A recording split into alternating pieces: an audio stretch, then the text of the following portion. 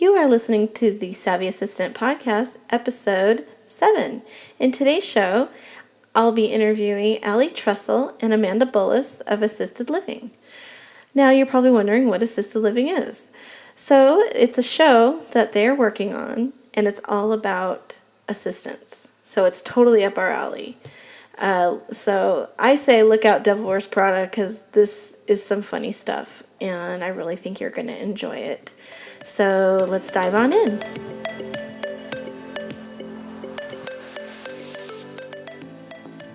An executive assistant of 25 years, fur baby, gummy bear, and fashion lover, Angela Schnell will share her real perspectives, secrets, and knowledge that will motivate and inspire you to be your best, because she believes being an admin is not just a job, it's a lifestyle.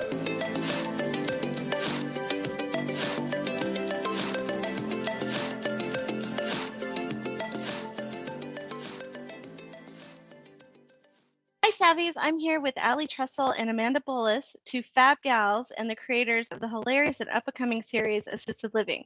If you haven't seen the pilot, you must. Not only have they created a comedy series about being personal assistants to high-powered, demanding, and sometimes eccentric executives, but in real life, these two creatives spend their days in the business support roles, just like us. So hey girls, how are you? And I'm so glad you're here. It's so good to be here. We're great. I've been looking forward to this all week, and I want to thank you for your time. And I've sent out messages to my group, so I know a lot of people are excited to hear this podcast. So let's dive in, and I want to hear about everything you're doing and what your call to action is for all assistants and anyone who would find this entertaining to be. Cool. Awesome. Well, hi guys. Thank you so much for having us. We've been excited about this all week too. Yeah, totally. We're doing like a quick and dirty, like hiding in a conference room during our lunch break. Yep, we are. There's a very loud phone call going on next to us. But yeah, so we are both, we're actually like actors by trade. So both of us Amanda doesn't have a theater degree, but I have a theater degree. Yeah, well, I have a conservatory degree. Yeah.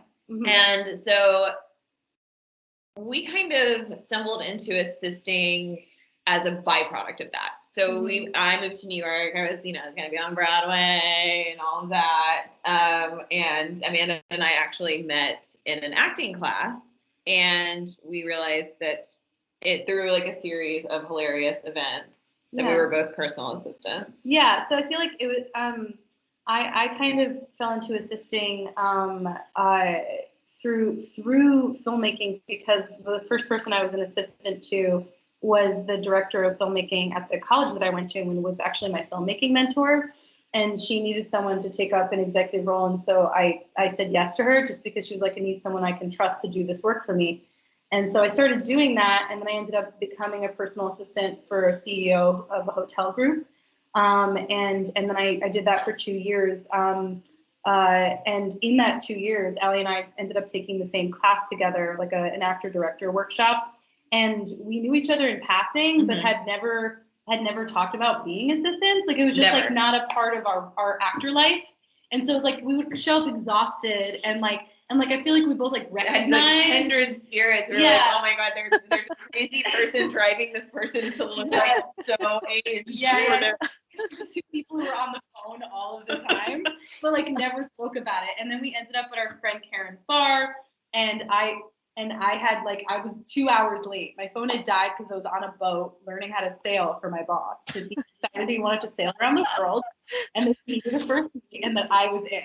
And so I had been sailing in the Hudson all day. So funny. Yeah, so he was like so dead set on this, and I was like, as an assistant and as a personal assistant, which like you end up doing some very interesting stuff as a personal assistant, because like it's not just about managing calendars or like doing administrative stuff, which like you do that too. Yeah, you definitely do that too, but you're also like responsible for like them being happy in their personal lives in this way that becomes like, my dream is to sail around the world. You're my assistant. You have to learn how to sail. And I was like, all right, I'm gonna do that. And I came off, and like my phone was dead. I'm like in Hell's Kitchen. I show up at this bar, and Alli is sitting on her computer at the bar working. And so, and like she had texted me probably like 20 times. It was She's at the like, point, where are you? at the point where I was Karen, our friend Karen was bartending, and I was like, for like the first hour, I was like, like whatever. Amanda's just a little bit late. But the second hour, I was like, do I call the police? Like, do we feel this is bad? Like, is it a thing? And Karen's like, no, it's Amanda. Like, she's probably fine. And I was like, you're right. Let me have another glass of wine. Because there was like this period where every time I would go to a bar, like I can tell you the Wi-Fi passwords to nearly all of the bars in New York City because they would just be having a meltdown, and like the bartenders just don't want to deal with you at a certain point when you're almost in tears, being like, I need to book this flight for my boss. Can I please have your Wi-Fi? And so I was working, and like similar to Amanda, it was like one day I was nannying, and then the lady I was working for was like, my friend needs some help organizing. Would you like want to work for her? And I was like, sure. And I did that for a little while, and then I actually worked for a company that like matched assistants with executives looking for them. And for that, I mean, like I really like didn't even have any experience like being an actual assistant. I just remember lying in that interview and like making up all of this shit that I had done, and then like I planned like a gala. A regatta gala. Like I got that job and I got matched with. I worked as a personal assistant and like an executive assistant for I think a total of 8 people at this point now. So mine has been all over the place. Yeah, mine was mostly with the one I worked for one family, and before that I worked for a college. I worked as an executive assistant for the director of this college. But that it's interesting that you say that, because I feel like I was not at all prepared for working for my boss, who was a CEO, because she hired me, and it was this interview where like, and this I love her so much because she's just living life no matter where she is, and that's something that I really appreciate about Jenny. I'll just say her name. And she like was like, her kids were running around, her dog was like on top of everything. She had like 5 different things like on her table, and like I like walked into her brownstone on the Upper West Side, and she was like, we were in this interview, but like all of this stuff was just going around, and she was like, this is what a normal day of mine is like, so if you're into this, you can work for me. And I was like, yeah, I love this. Like, this is like, I'm also like a goddess. Like, she's got like the chaos. Yeah. She's a beautiful Swedish goddess. Yeah. And so like, and so so like that was like the start of it. And like, I said yes because I was intrigued. I was like, of course. Like, what is going on here? And then the week I got hired was her wedding. And that's when I realized I was going to be responsible for the happiness of 70 plus guests flying in from Sweden and LA. Who I did not know. And I was like honestly, surviving that wedding, I will tell you, I was like, you know what? I think I can do this, because it was out of So what did you have to do? So personal assistant / wedding planner. So what did you have to do? Well, she had a wedding planner, but like I was responsible for organizing the transportation for everyone. To make sure that they like I had to like confirm their flights, I had to make sure they had cars, I had to make sure each of them had a place to stay when they arrived. And if anyone needed to contact Jenny, they actually were going to contact me. Gotcha. So any of those people. Proxy. So yeah, totally. Yeah. I think that's the thing about personal assisting that like Jenny actually said it to me once, and I think it's really true. She's like, you're like an extension of my arm. That's it. It's like everything that I would do. And I would say that is for a lot of executive assistants as well, because personal assisting kind of goes hand in hand. So I totally get that. Yeah. And so like all of this leads up to us being in this bar, and Alli was on her computer, and I was like sunburned to crap because I had been on water all day, and she was like, where were you? And I was like, I just had to learn to sail for my boss. And she was like, what the fuck do you do? You can say fuck, it's okay. Right. And she was like, and I was like, I'm an assistant. She was like, so am I. Yeah. And so we just started trading stories about the crazy shit. Ridiculous. Like, I think at the time, like, I'm pretty sure what I was Googling was like, how to dye a dog's hair leopard print. Yeah. Because it was I've seen that. What? Oh, God, I've seen dogs or like on Real Housewives. It was the middle of Fashion Week, and my boss is like seeing these dogs like matching some of the like couture gowns, and he was like, that must have that. And like, so then there was like this whole period of time where I was calling all these places being like, so can you bleach a dog's hair? Excuse me, what? Yeah. Oh my God. But then we like trading stuff like this, and we were just like, we're kind of at this point where I think each of us have been doing the job so long that our creative pursuits have kind of gone by the wayside.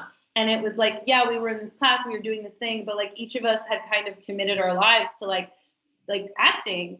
And when you assist, you're at the mercy of someone else's schedule, and it becomes you can't go on auditions the way other actors. Oh, absolutely. It's not the same. Yeah, it's not the same as like being a waiter, where like you have these shifts, you can do whatever. And I know that for me personally, I was never very good at being a waiter or in the service industry in that way. So like assisting was much more fun for me. Yeah, but it was also really time consuming. And so like, I think we just got into a conversation where we're like, you know what, we should just make a show about this that day. Yeah. And we said it and we shook hands and then we wrote a pilot like the next week. We like sat down at a WeWork. With and wrote that pilot. Yeah, most of this has been done with the help of wine. Yeah. Like I just like it has to be. Much of this has come to creative fruition. Yeah. Like I'm not sure which wine company wants to sponsor us, but like hit us up. We'll get you into some affiliate marketing, you know. Get some traffic going to your IG. Yeah. Yeah. Oh my God. That's so. But yeah. So we just like we sat down. We wrote that pilot, and basically the pilot that you can see online is the pilot that we wrote. And then we ended up collaborating with a woman, Molly, who's our head writer, and we wrote a whole season of the show. And Molly rocks. Like Molly's worked for Stars. Yeah. She's like a fabulous writer. She's been in Real Writers Room. She's also a New York playwright, and she really like got the tone of the show. I think a big part of the show is about like the grind of life. It's also about the pace of New York, and it's also it's about the absurdity. The absurdity. Yeah. Because we talk about like, and I know I told you on the phone the other day that like, I know I'm from Texas, and so like when I remember seeing The Devil Wears Prada, and that's like the like iconic movie. Yeah. And it's the one. It's the one. Yeah. Now that Netflix one is out, and it's that one was horrible. Did you see that? Oh, I liked Set it up. I liked it. I just thought the acting was horrible, and she was just always messy. Like she was very her hair. She just seems too sweaty, like all the time. I don't know. So I guess go ahead. Just for no, just so you know. No, it's okay. It'll be some intentional sweat. You know what I mean? Like it's gonna be like after hot yoga, right? They're not gonna be sweaty from hot yoga though, because they don't have time to go to hot yoga. But like, they dig through a trash can at one point. They definitely dig through dumpsters. Yeah, so that's so funny. Oh my gosh. That yeah.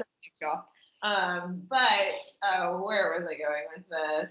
The Devil Wears Prada. And so like I would watch that movie and I was like, oh my God, like this is absurd. Nobody behaves this way. Like nobody asks for these things. Like this is insane. Like this girl, what? This doesn't happen. Yeah, she's being dramatic. She's so dramatic. Like this is out of control. Like nobody demands these hours.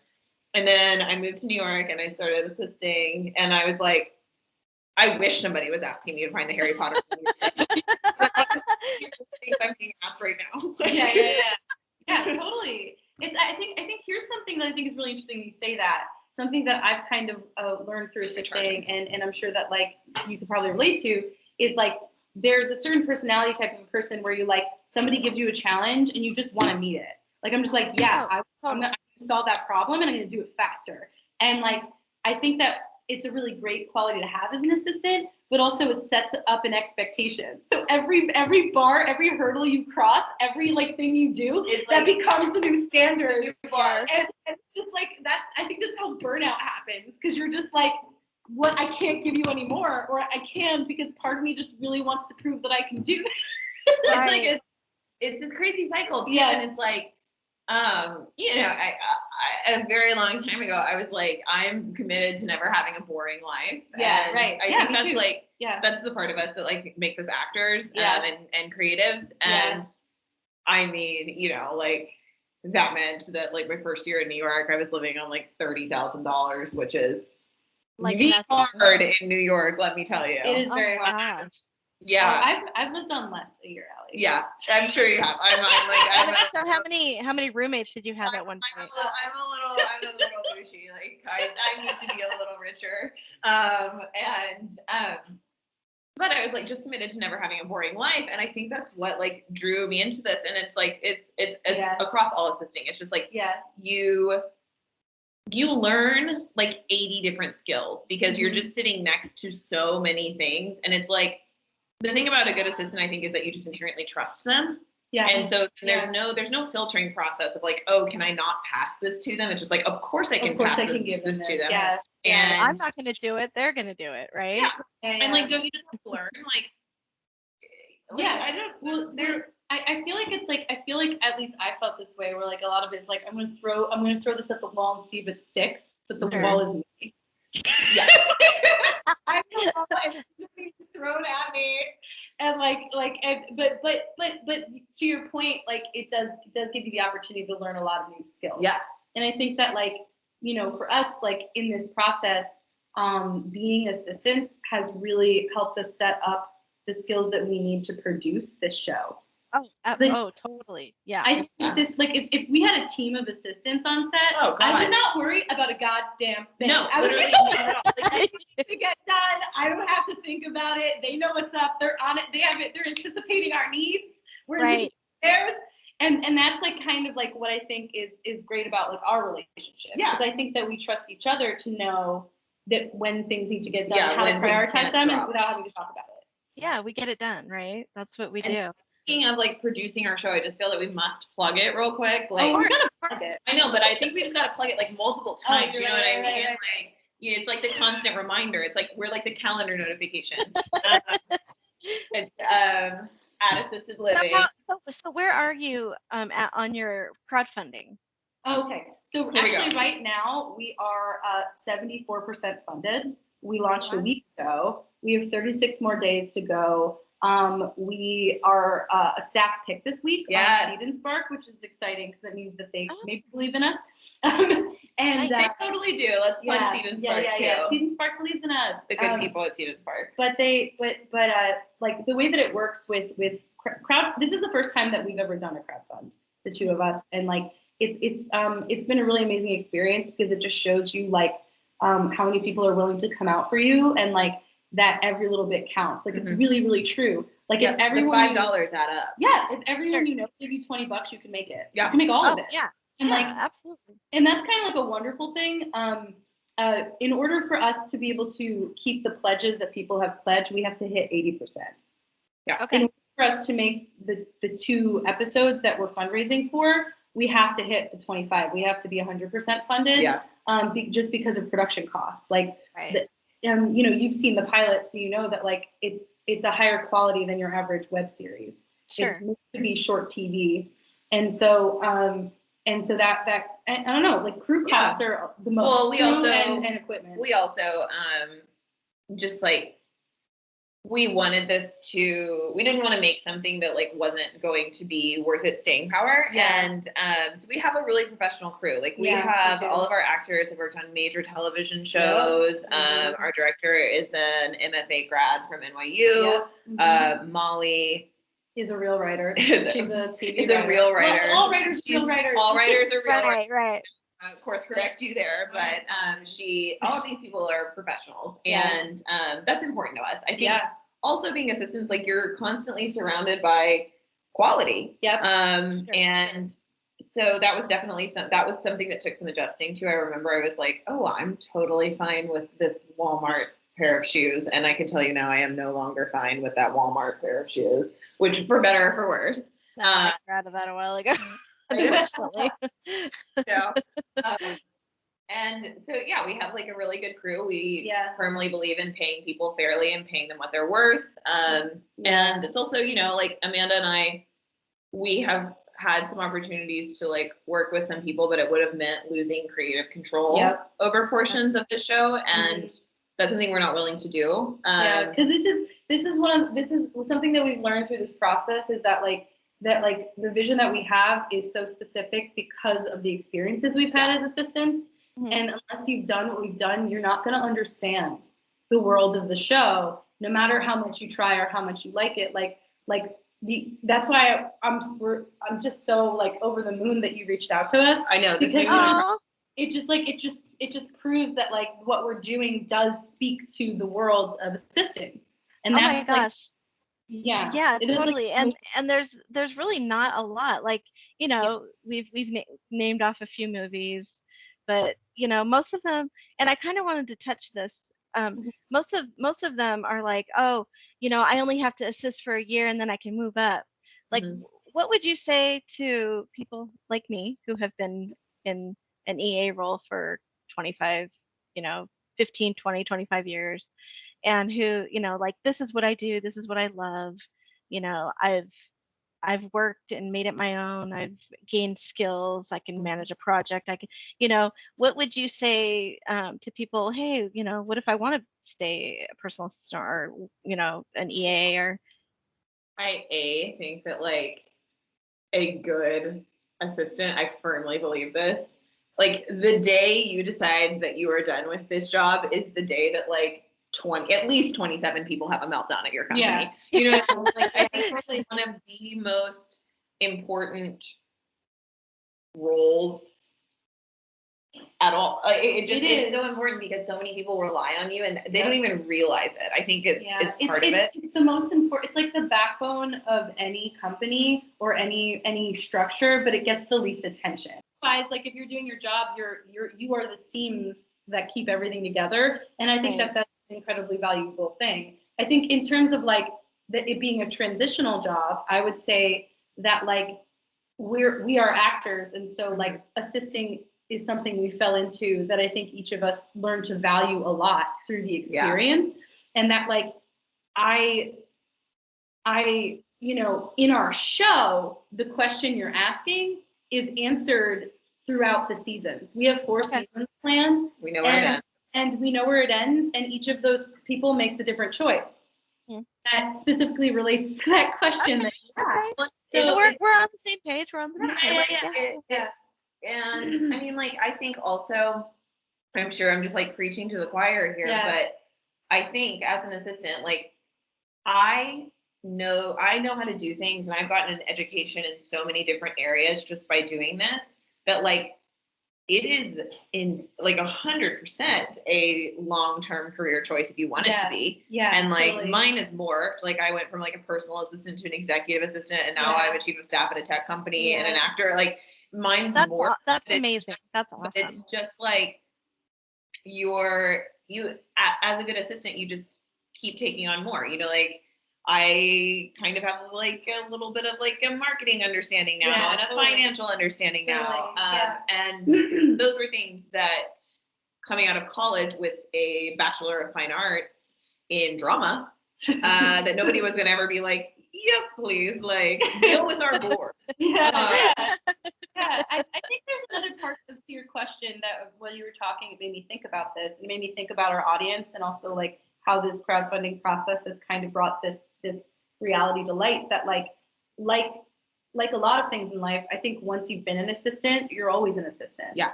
There are people that I've met or who have like emailed us back, been like, oh my God, I was an assistant. I totally relate to this. I understand this. I think it's like part of your identity that never goes away. Yeah. Like even if your job may morph or change, like the people that I've met who've done this work are like, I feel you. I'm a part of your group. I'm a part of your community forever. Right. Oh yeah. It's like we're all sisters. Even Oh, though totally. I know there's, some There are dudes male too. male counterparts, but we're all sisters. Yeah, totally. And that's Yeah. something that I think is like really beautiful and unexpected. Yeah. Honestly. Yeah. Like, and it's been consistent throughout this whole process. Like even someone like our costume designer, Lauren Tantrum, who's fucking amazing. Oh my God, she used to be an assistant. She was like, when we asked her to do this, she was like, I got you girls. I used to do this for someone in LA for costuming. She was like for their business. And let me tell you about Lauren Tantrum. So we shot something with her formerly, and we used her there as well because Amanda and I are just never gonna not use her. Yeah. Girl is 8 months pregnant. Yep. About to pop. Yep. Like she's on a beach in December, dressing us, holding our shit, dabbing our faces. She is running around at a faster pace than anyone on that set. Any of the dudes. Wow. She is like hauling things. Yeah. She is superwoman. I don't think I ever saw her sit down, and we were like, Lauren, take a break, and she was like, absolutely not. I love women. Yeah. Yes, exactly. And that was my next point. I love this whole women supporting women, and I know you do have some male we have some men who want to also support women. Yeah. Right, which is a beautiful thing as well. So, especially this day and age, we're all, so many women can tend to compete against each other and, push each other down. And, I've been through it. Like I've worked for 25 some years and I've seen it firsthand. And, there's bullying, there's this and just a bunch of bullshit. And it's so positive what you guys are doing and I love it. And I know that everyone else is going to love it too. So yeah. No. My next question was so I'll ask you, Amanda, first. What is the weirdest thing you ever had to do as an assistant? Or you can name like the 3 weirdest things, because I know there's probably multiple. So here's the thing, like this is the one thing I will say. As a personal assistant, I've done a lot of weird stuff. I've done a lot of very weird and personal stuff and some of which I won't tell you on the air because I love my boss and like my life isn't about exposing. Yeah. Sure, our show isn't about that. But I will say that there are quite a few things that I can talk about. I would say one of the weirdest things I've done was I had to fly a baby across the country and then fly right back. So so my boss, she has 2 kids. She has 2 kids and a stepkid, and she decided that she wanted to go skiing in Colorado. But she wasn't going to bring her kids. It was like a friend date with her friend, and her husband lives in Los Angeles. So she lived in New York, he lived in LA, and they have these 2 kids together. And so he was like, I want to see the baby.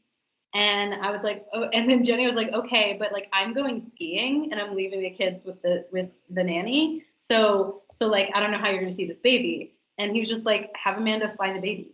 Like just have her fly it. and so I did. I flew, I don't want to say her name. I flew this beautiful little girl across the country at 8 months old by myself and dropped her off at her dad's house. And then you flew right back. Yeah. Yep. Wow. And I will tell you, being on a plane alone with an 8-month-old across the country. Let me tell you, it gave me so much respect for single moms. Like I don't have children, but I was like, how do women do this by themselves all the time? I was just like, mind blown. I had change the diaper and not ask the person next to me to help me. But I did it. I did it and it happened and the baby was fine. And I was like, it was one of those things where I was like, I have very precious cargo. Right. And I got to make sure this baby gets there without a scratch on her head. And all went well and it was really funny. But people were like, what are you doing this weekend? I was like, oh, I'm just flying a baby across the country. I'll be back on Sunday. I'll see you in a few hours. And so that one was really silly. I would say that like the sailing thing was very silly to me. That's hilarious. That was really funny. I love that. And it's really funny because they're actually on a boat right now because we follow each other on Instagram. And I was like a little jealous I will tell you. I'm just like, I took Miss these her- sailing lessons and I didn't get to Miss do her it. slot And is so so that one was really silly. And like, let me think. There are probably a couple of other ones that are kind of wild. I will tell you this. This I think is funny, and this doesn't have to do with that family. But after I stopped working for them, I started doing production work, and so I would assist on set. And because I'm good with people, I became the talent assistant on set. And so I worked on a show called Most Expensive as Shit that's hosted by 2 Chainz. And so I was 2 Chainz' assistant for 2 weeks. And he was so nice. Everyone in his whole crew just like eats salmon and salad. They're like Wait, no, this was healthiest the people. donuts. This is the Yeah, donuts. this was the one where like on the show, like he was just trying the most expensive things he could find, like $1,000 donut filled with Dom Perignon and covered in gold leaf, or like the most expensive cigars or whatever. And so this is like his brand, because he's a drench god. He's like OG trap. So yeah. So like this is all in brand for him. But he's the sweetest man. But he has this little dog Trappy, who's so cute. He's a little French bulldog. He's nice. You look him up. He's got his own Instagram. He also has his own 30,000. I'll ask my daughter. My daughter loves that. Yeah. So yeah, but the funniest thing about it was like I'm like in charge of him. I'm in charge of his team. I'm trying to make them happy, trying to make sure they have everything. But the member of his team that I'm most concerned about is his dog, because the dog is like the love of his life. And so I'm trying to get this dog water. And so I like get him a bowl of water. I'm trying to make sure he's hydrated, and he won't touch the water. And I'm so confused. I'm like, I know this dog is thirsty. What is up with this dog?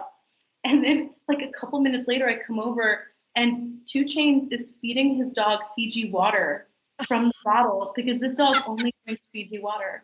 Oh my gosh.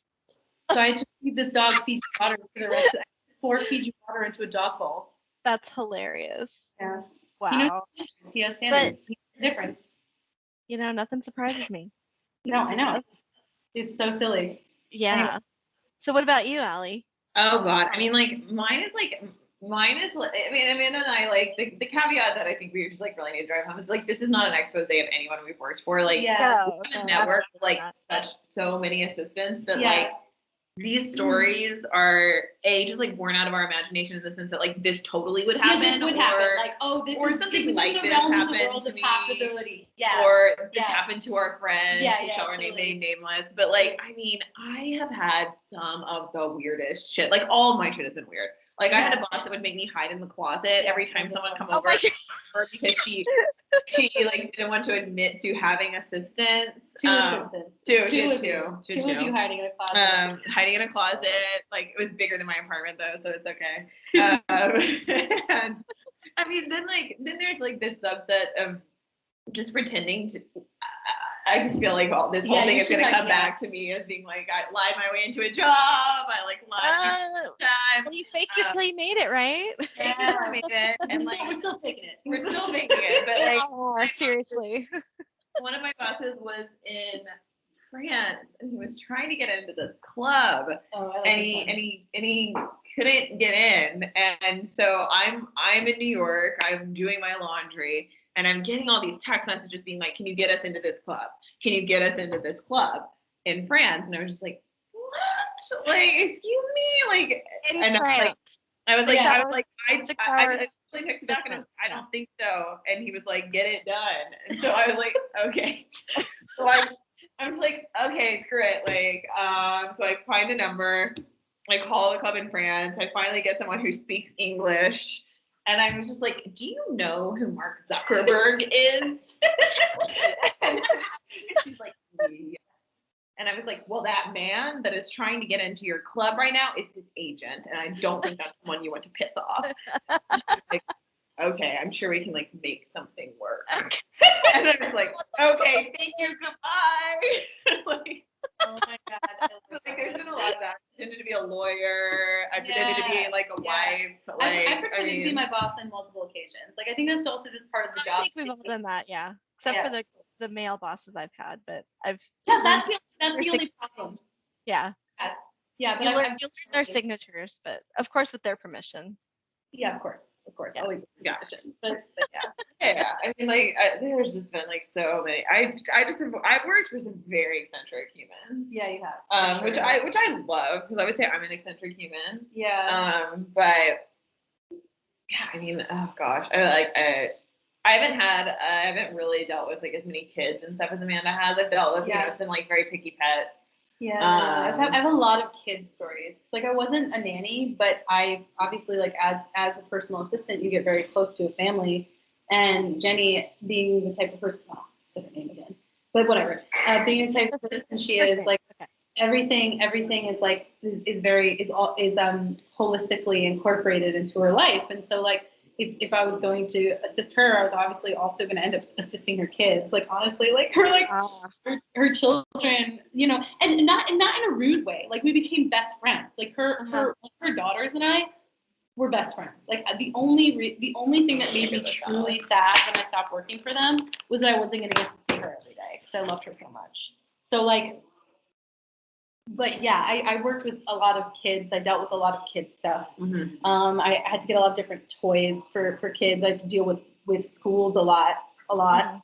and like very fancy schools in New York, of course. Oh yeah. And like That's a thing. organizing play dates, Yeah. that stuff. A lot of doctor's appointments. That's where I pretended to be Jenny for sure. Were you her mom? Yes. Yep. It's funny. I had her when I was 12. Her kid knew the deal. She didn't say anything. Yeah, that's my It was mom. like, yeah, that's my mom. It's just, That's not insane. That's hilarious. yeah. So Yeah. yeah, I mean, we've done a bunch of like really weird things, Yeah. but I am infinitely grateful Yeah. Same. for all of my assistant work because Yeah. like in a way it makes you feel like you can kind of do anything. Yeah. It makes you Maybe. feel like a superhuman. Not that I don't like curl up in a ball and like woe is me, my life sucks. I just don't know how to like even get out. Like my life is always a disaster because I'm keeping someone else's on the rails. Yeah. Yeah, totally. So I also think, you know, like both of my girls, I have a 19-year-old and a 22-year-old, Cool. and so they both You don't work in like the service. No, Yeah. Just not at all. Throw it out there. But Thank you. They both work in the service industry, so Yeah. they work retail, and I started out in retail, and that's kind of cool. how I got into assisting. I Yeah, think every human should have to work in the service industry Yes. because people are assholes. Like People they are don't, you know, people are assholes, and I think they're assholes because they don't get it. Like they think people like us are there to serve them, and you know we are in a way, but not in that way. You know, like yeah. we're here to do a job as just like they are, but it's the respect factor, and yeah. So I'm very grateful that my kids are learning that there are assholes out there. Not to get like super deep about it, but like I've been thinking about that a lot lately. As you said that, the fact that you're in service and your children ended up being in service in a way. Both my parents were civil servants. My mom was a nurse, and my dad was a cop, and now he's a Pilates instructor. Shout out to George. That's so cute. But he's like our number one fan. Yeah, and he he got a pizza place in Connecticut that he's never met before to donate to our campaign. So George Bullis, you are a superstar. He just also likes the way their pizza looks, and like DM'd him and like sent them our link, and they gave us $20. That's awesome. That's awesome. But my I guess my point is like there's something that I've always grown up thinking because of that is everyone is in service of someone. Yep. It doesn't matter who you are, what you do. A CEO is in service of their shareholders. You know, everybody is in service. Like I saw this woman who's a Peruvian singer the other day, and she came out on stage and she was like magic because you could tell that she knew she was there to serve her audience. Yeah. And that's the other thing. Like as actors, we're here to serve you guys. Like that's why, you know, like the show exists for you. It's not about us. I love it. You know, and so yeah. And it's also like this is like a little far reaching, but one other thing Amanda and I each touched on this is like one of the reasons we made the show and one of the reasons we're so like doggedly focused on keeping a bunch of women involved is just like this was also born out of the fact that like I was so tired of auditioning to be like hot guy's girlfriend. Yeah. And, I was naked girl number two. Naked girl number two. Like I was like dead body, like dying girl gets raped. Like I was just like so tired of it. Yeah. And so we were just like, this is not what our world looks like. We actually had a guy that we at one point made the mistake of working with who told us no one was going to watch a show about women working. Yeah, that was boring. That was not interesting. That was not real. And we were like, I'm sorry, you're wrong. You're wrong. Yeah. That's like we feel in service of like other women who want to do this. Like I think the more that you see women who are committed and just insanely flawed, the more that like that becomes the norm. Like the way that I see it all the time, where it's like, you know, I want to see women succeed. Like I want to see you guys like, you know, just killing it, doing your jobs. Yeah, of course it's tiring. That's the real world. Like we're not like floating home every day with a smile and, you know, woohoo, that was a great day. You know, it doesn't happen. I mean, you know, maybe once in a great while, oh yeah, this was a good day. I got my shit done. But yeah, and not every only that, but like that. I would say that like something we're committed to is like showing women's ambition. Yes, and what ambition to get that done and what it takes to make it happen. And that's where like you see that something I always say is I think that women should be able to be undeniably bad and universally loved. The way men are. The way men can just throw everything aside to get the thing done. Like I'm gonna do the big board meeting, I'm gonna do this, that, and the other thing. And right. Dicks to everyone else in their life. Right. And I'm not saying that we're trying to be complete dicks to everybody, but I'm saying that like we women deserve to have their ambitions recognized and heard. And that is something that our show is deeply committed to showing on screen. And it's not about their love lives on purpose. Yeah. We're like, no, it's not about that. It's about Thank them God. getting it done. Like we had to. And also like we're operating in realism here, and like I don't know when I've had time to have a personal life in the last 4 years. No, I mean I'm a sucker for a good rom-com, so that's you know, love. Yeah, but yeah, I mean I was a total Sex and the City freak. You know, I still am. I love it. I went through my 30s. That was, you know, my Sex and the City. That was gonna be my life when I moved to New York. It was very, very wrong. Of course. Because Carrie Bradshaw lied, I'm also right? dumping a salad into my mouth with my hands. I mean, I was probably thinking I'm just like so gross. I'm just jealous of your salad because I haven't eaten lunch yet, so that's where I'm at. Well, I'm picking up the chicken and avocado with my hands because I don't have a fork. I love it. So and again, back to the ambition and kind of seeing, you know, your characters progress and succeed and you know, make mistakes and you know, go through because if you're not making mistakes, you're not learning, you're not growing, right?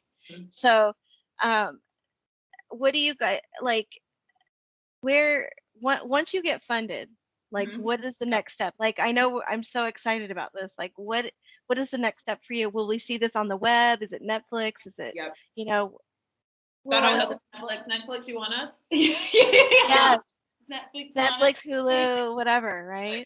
Well, so I'd say that the very immediate first thing is once we're funded, we're going to shoot the next 2 episodes of the show in April. In April or June, depends on scheduling.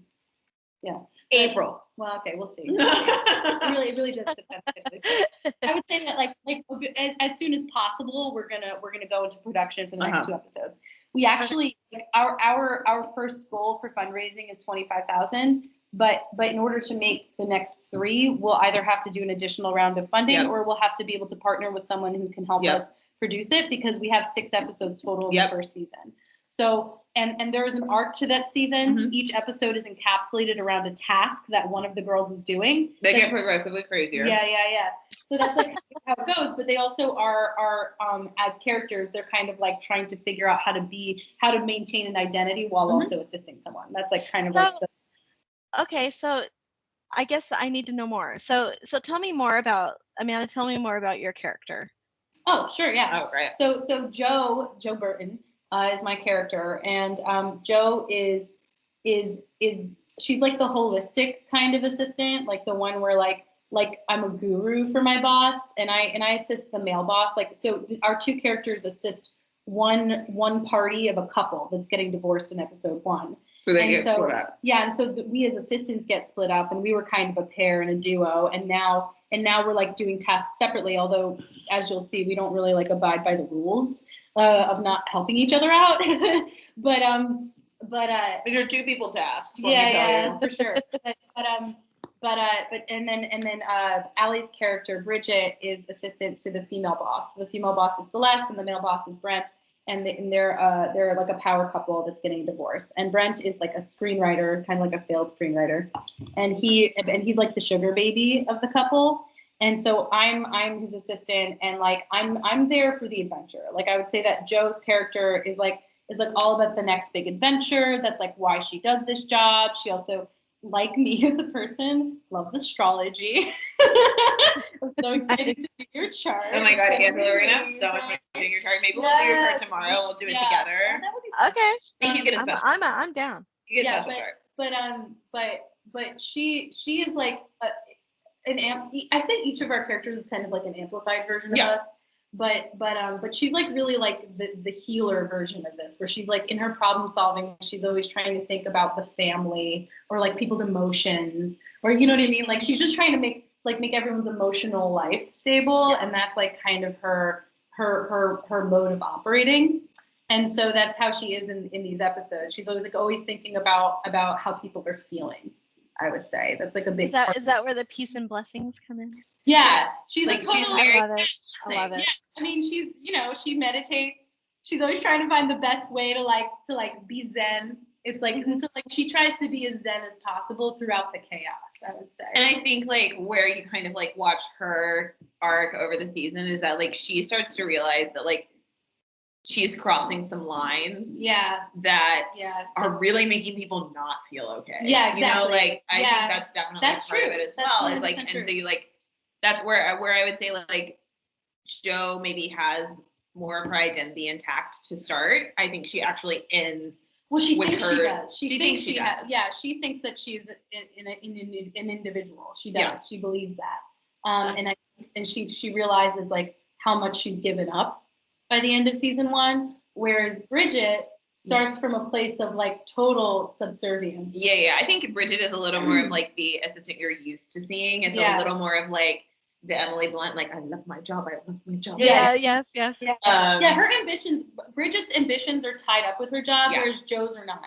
So like Joe's kind of more of like the assistant that we were, where it's like we were assisting and doing other things. Bridget is more like, this is a stepping stone in my career, and I will cut a bitch to get ahead. Yeah, and because the thing is Celeste, who she works for, is the CEO of a publishing company, and Bridget wants to work in publishing, so that's like kind of her thing, I think. Mm-hmm. And she's very, very type A, very be stressed all the time. You know, turtlenecks. Very meticulous. Very meticulous. I think like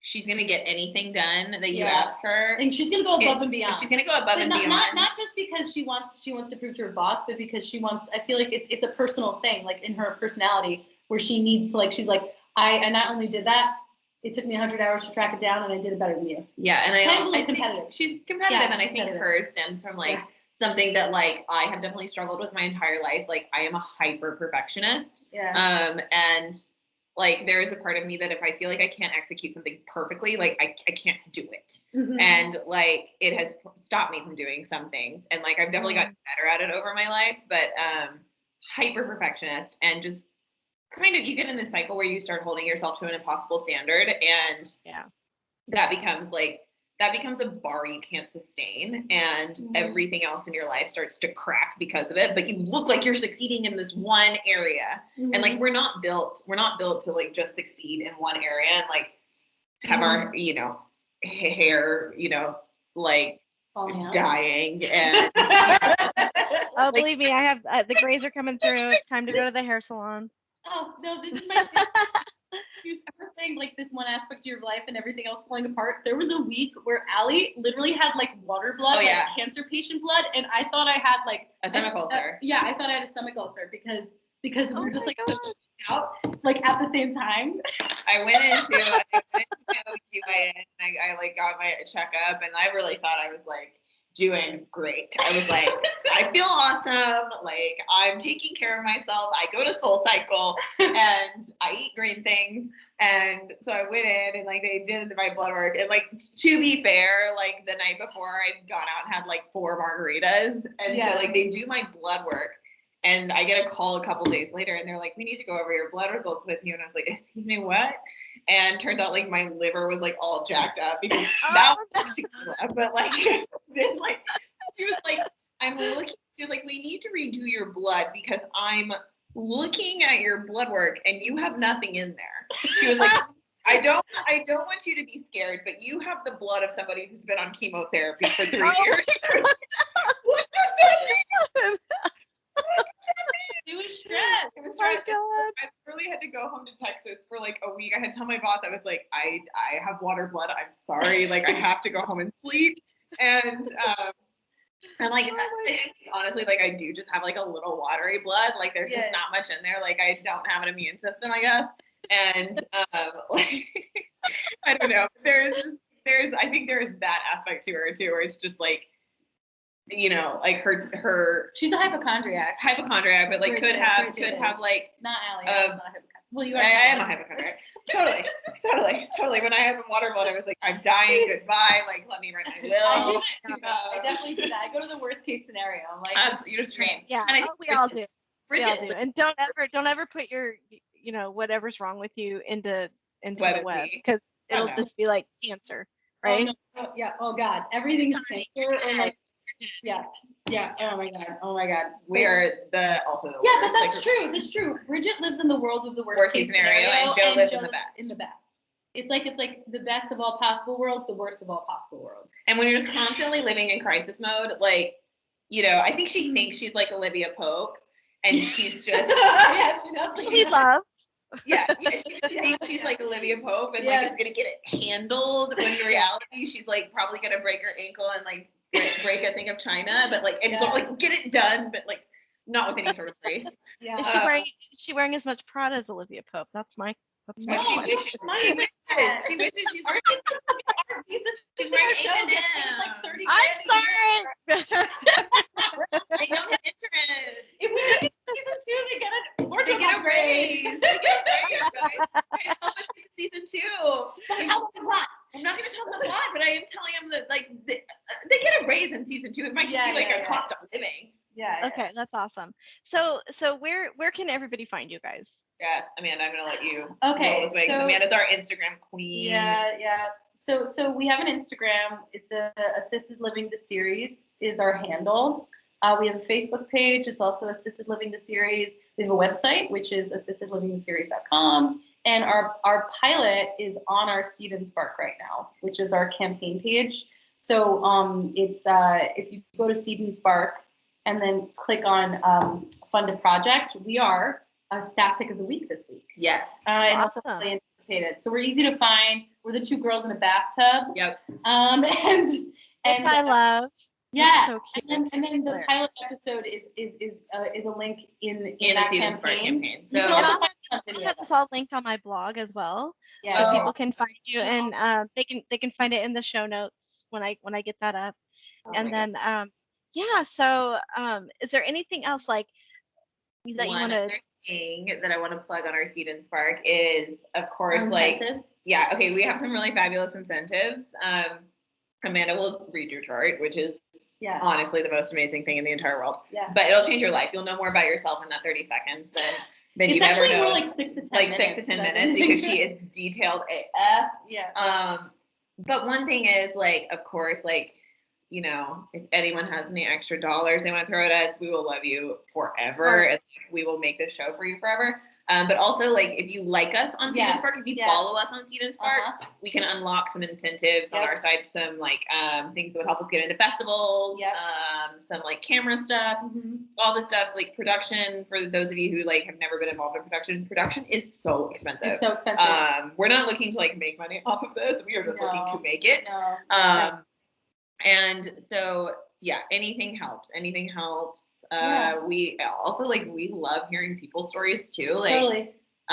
you reaching out to us. I love like connecting with others. Yeah, everybody should feel free to reach out to us if they want. Like, Okay. you know, 'cause Hey, I did, and look what happened. know. Hello. I know. Good. Now we're friends. Now we're friends. Yes. If I you're love ever in it. New York, you have to come hang out with us. Yeah, totally. Oh, totally. And I'll be out by you because my family lives kind of near you. Right. We have dreams. I'm sorry. Where did they live again? My family lives on Whidbey Island. That's right. Yeah. That's right. My husband actually grew up on Whidbey Island. So, Really, where? I'm not exactly sure where, but it was on the Whidbey of the island. So Yeah, my parents live in Langley. Shout out Langley. no, that's Yeah. awesome. Yeah. So that's so awesome, and I'm so glad I found you guys. Too. You know, Love like you. like they said, follow their Instagram, find them on Facebook. You can I'm gonna link them to on my blog, so so you can all, you know, get to them and throw some money at this amazing project that we're all gonna benefit from, right? Yeah, So thank you so yeah, much. thank you guys, and I know Hayla, happy Friday, right? Happy Friday, TGIF. Everyone have a glass of wine. Yes. Yes. I can think about it. And glorious night. Yes, think about Yes. it. Bye, Angela. Bye. Right. Thank you guys so much.